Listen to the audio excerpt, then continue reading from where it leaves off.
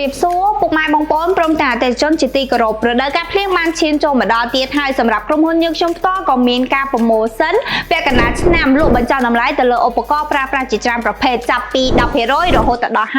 50% ចំពោះការប្រម៉ូសិននេះដែរយើងធ្វើទៅលើឧបករណ៍ប្រើប្រាស់ជាច្រើនប្រភេទដូចជាបរិក្ខារសម្អាតក្នុងនោះដែរមាន Mac Casher Boost និង Nigatech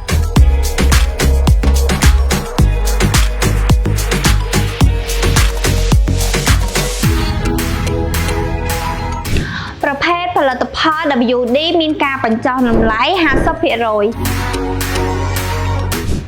ឧបករណ៍ជាងប្រើប្រាស់ដោយដៃ Mac Clean Star ក៏មានការបញ្ចុះតម្លៃ 50%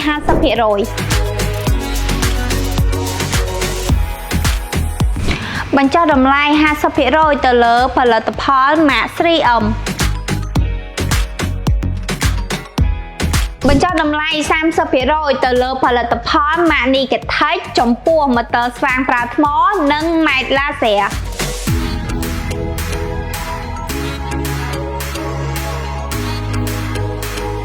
ប្រភេទផលិតផល Boost ក៏មានការបញ្ចុះតម្លៃ 30%